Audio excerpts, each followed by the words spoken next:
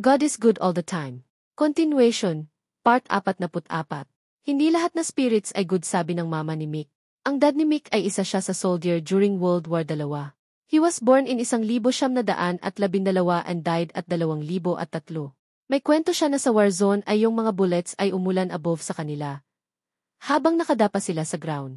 Natamaan yung kausin ni dad habang nasa battleground sila. Namatay yung kausin ni dad sa arms niya mismo. Apos kahit umuulan yung bullet sa kanila, may courage pa rin si dad na i-pull out yung kausin niya sa tabi. And that time was cold and snowy sa battle na yon. Sa sobra lamig, hindi inisip ni dad yon, basta ang gusto niya gawin ay i-pull out siya sa tabi. And ang last words ng kausis niya sa kanya ay, "Wag mo abayaan asawa ko at anak ko, tulungan mo sila." Napatitig si dad sa kanya. Then his cousins wants an answer, either yes or no. Then tumango si dad, "Don't worry, I will look after them." Then yun lat brother na ng kausin niya yon. That time when the government called a citizen to go for a war, hindi ka talaga makahindi, and hindi ka rin makalabas ng bansa kasi controlled nila yon. Ang pupunta sana sa war zone ay yun yung nakababatang kapatid ni Dad Bo. Akaanak lang ng asawa niya sa first child. Sabi ng kapatid niya na alis sila papuntang Amerika. And alam ni Dad ano mangyari if alis sila ng bansa.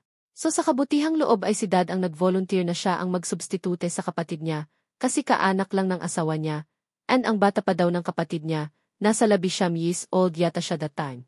Ay ayon si Dad ang kumalit sa plans ng kapatid niya, and si Dad ang eldest sa magkakapatid. Malaki din family ni Dad, siyam sila magkapatid and 7 brothers and 2 sisters ang family ni Dad. As far as I remember. Apos yung war tumagal ng ilang years yon. From 1933 1945 nag-end yung war. And salamat sa Panginoon na umuwing buhay si Dad sa piling nila Mom and Mick and his twin brother. Sabi ni Dad madami sa mga kasamahan nila na nababaliw sa war. May natutula habang hawak ang rifle. May umiiyak at nanginginig habang lumalaban sa war. And ang dami namatay sa batch ni Dad. And sabi ni Dad na something is protecting him habang lumalaban siya sa gwera. Many times na yung bullet ay lumampas sa kanya, ika nga is just miss by an inch. And sa lahat na yon, he still have presence of mind intact pa rin pag-isip niya. Till the war end in 1945. So bumalik siya sa bansang Italy. Then he got married in 1951. Dad was a very well-known person sa lugar nila, pati sa kabilang barangay well-known din siya. Dad respect everyone. They called him as a right guy or right man. Many times the other group of men went with Dad somewhere for work. Apos dumaan sila sa farm ng mga prutas like watermelon, apples, oranges at iba pa.